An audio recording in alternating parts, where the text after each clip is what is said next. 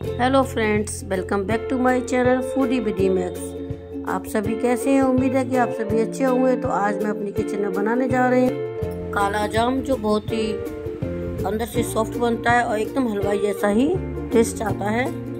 इसके लिए आधा नींबू लिया हुआ है और 1/4 टीस्पून बेकिंग पाउडर लिया है, 3 से 4 चम्मच रिफाइंड फ्लोर लिया और कुछ चॉप्ड किए हुए ड्राई फ्रूट्स लिए हुए हैं। ड्राई फ्रूट्स में आधा चम्मच चीनी भी मिक्स की हुई है, 2 साबुत हरी इलायची और 1 कुटी हुई इलायची ली हुई है और 3 कप चीनी ली हुई है, 300 ग्राम मावा लिया है और 80 ग्राम के करीब पनीर लिया हुआ। तो चलो सब, अब एक पैन को गैस पे रख दिया, उसमें मैंने 3 कप के करीब चीनी डाल दी है और 1 कप पानी डाल दिया है। अब चीनी को हिलाते हुए अच्छे से मिक्स कर दें, जब तक मिक्स करें ताकि चीनी जो है पूरी तरह से पानी में घुल जाए।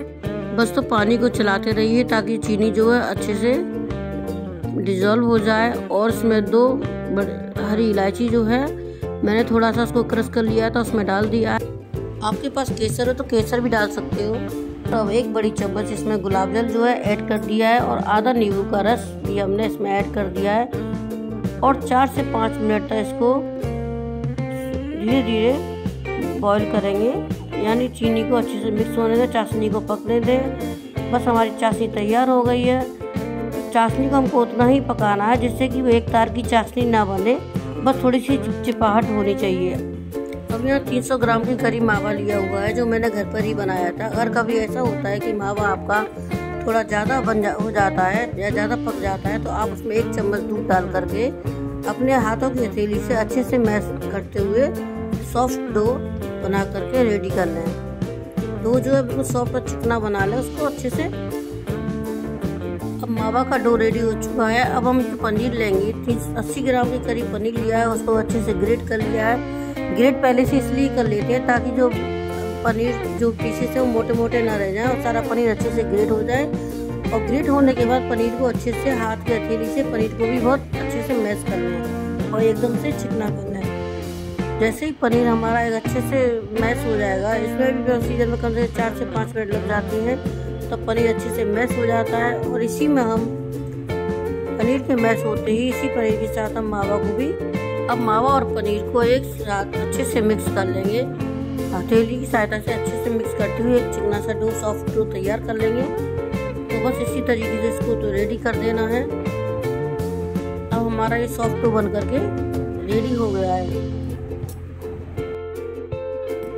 अब इस डो को हम थाल में अच्छे से फैला लेंगे, क्योंकि इसमें अभी हमें और भी इंग्रेडिएंट्स मिक्स करने हैं। अब इसमें 1/4 टीस्पून बेकिंग पाउडर मिक्स कर लेंगे और 1 बड़ी चम्मच मैदा मिक्स कर लेंगे। मैदा इसमें हमें 3 से 4 बड़ी चम्मच के करीब मिक्स करनी है। तो जो है मैदा जो आप थोड़ी थोड़ी करके भी मिक्स कर लेंगे। इस प्रोसीजर में जब मैदा मिक्स करते हैं तो हमें डो को बहुत ज़्यादा रगड़ना नहीं है, बस अच्छे से मिक्स करना है केवल। अगर इसको बहुत ज़्यादा रब करेंगे तो ग्लूटेन और ज़्यादा बनने लगेगा और जो हमारे जो गुलाब जामुन है वह अंदर से हार्ड हो जाएंगे।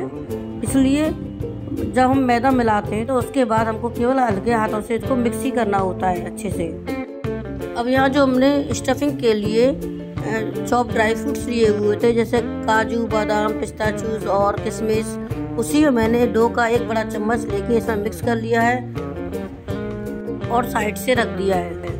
अब जो गुलाब जामुन का जो डो बनाया था, सॉफ्ट डो बनाया था, उसको 11 इक्वल साइज बॉल में ब्रेक कर देंगे, यानी तोड़ लेंगे इक्वल साइज में। आप चाहें अपनी इच्छा के अनुसार छोटे या बड़े भी कर सकते हैं। अगर छोटे बनाएंगे तो ज़्यादा बॉल्स बन के रेडी हो जाएंगे और बड़े बनाएंगे तो कम बॉल्स बन करके रेडी होंगे। इसलिए मैंने तो 11 बॉल्स ही बनाकर तैयार किए हैं। इसी तरीके से जो हमने स्टफिंग बनाई थी उसकी भी हम 11 बॉल्स बना करके तैयार कर लेंगे छोटी छोटी, ताकि हमको जब हम स्टफिंग करेंगे तो हमें उठाकर लगा रखने में आसानी हो जाएगी। तो बस अब हमारा काला जाम के डो की 11 बॉल्स रेडी हो चुकी हैं और जो स्टफिंग के लिए भी जो बॉल्स बनाई हैं वो भी रेडी हो चुकी हैं। अब एक एक करके डो की बॉल्स को उठा लीजिए और उसमें रोल करते हुए, उसके थोड़ा अपने हाथों से फ्लैट करते हुए उसके अंदर स्टफिंग वाली बॉल रख दें और उसके एजेस जो है उसको अच्छे से सील कर दें और हाथों से चिकना करते हुए एक सॉफ्ट बॉल बना करके रेडी कर लें। इसी तरीके से हमें सारी जो है काला जाम की जो बॉल्स जो है बना करके रेडी करनी है और सभी बॉल्स को 1 बाय 1 इसी तरीके से बना करके सभी बॉल्स को एक साथ रख लें। मेक श्योर कि आपकी जो बॉल्स जो है उनमें कोई क्रैक्स ना हो। क्रैक्स को अच्छे से बिल्कुल चिकना कर लें ताकि क्रैक्स उसके अंदर ना रहें और बॉल बिल्कुल चिकनी लगे। बस तो इसी तरीके से हमको अपनी सारी जो है काला जाम की बॉल्स बना करके रेडी कर लेनी है और इस तरीके से हमारी सारी बॉल्स बन करके तैयार हो गई हैं। अब इसके लिए हम सबसे पहले एक पैन गरम करेंगे और उसमें घी गरम करने के लिए रख देंगे। घी हमको उतना ही डालना है, घी का भी यूज़ कर सकते हो, आप तेल का भी यूज़ कर सकते हो। घी हमें उतना ही डालना है जिससे कि हमारा काला जाम जो है अच्छे से फ्राई हो जाए। और घी को चेक करने के लिए घी का कितना गर्म होना चाहिए, इसके लिए मैंने एक छोटा सा काला जाम का बना करके बॉल जो है उसमें घी में डाल दिया। अगर बॉल धीरे से बबल होती हुई ऊपर की साइड आ रही है तो इसका मतलब हमारा घी अच्छे से गर्म हो चुका है। अब इसी बीच में हम एक एक करके काला जामुन को फ्राई करेंगे। काला जाम को डालते ही तुरंत हमको उसको हिलाना नहीं है, थोड़ी देर रुकने के बाद चमचे की सहायता से घी को धीरे धीरे से उसके ऊपर डालेंगे और घी को ही हम धीरे साइड से हिलाते रहेंगे। जैसे घी हमारा साइड से हिलेगा तो काला जामुन जो है इक्वली अब सब तरफ से फ्राई होने लगेगा और अपने आप ही हिल जाएगा। इस तरीके से धीरे धीरे करके सारे काला जाम को अच्छे से डार्क ब्राउन फ्राई कर लेंगे और फ्लेम को मीडियम ही रखेंगे।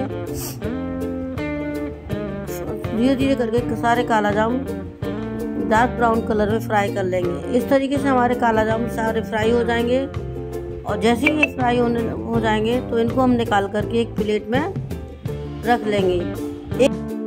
बस तो इसी तरीके से धीरे धीरे करके हमारे सारे काला जाम जो हैं डार्क ब्राउन कलर में आते जा रहे हैं और इनको हम फ्राई करके एक प्लेट में रखते जा रहे हैं। फ्राई करके प्लेट में रखने के बाद 1 मिनट के बाद इसको हम ल्यूकवार्म चाशनी जो है बनाई हुई थी, चाशनी जो हल्की सी गुनगुनी हो रहनी चाहिए, उसमें हम 1 मिनट के बाद चाशनी में इनको डिप कर करके रख देंगे।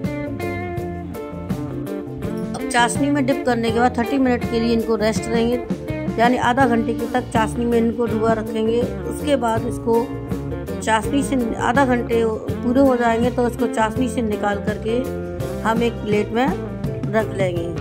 काला जाम को हमेशा चाशनी से बाहर निकाल करके ही रखा जाता है। जब हम एक प्लेट में रख लेंगे चाशनी से निकालने के बाद फिर इसको अपने मन के अनुसार आप किसी भी चीज़ से गार्निश कर सकते हो, जैसे चॉप किए हुए बादाम हो, काजू हो, पिस्ताचियोज हो, या आप सिल्वर वर्क का भी यूज़ कर सकते हैं। जो भी आपकी इच्छा हो आप उस सब का यूज़ कर सकते हो। Thanks for watching.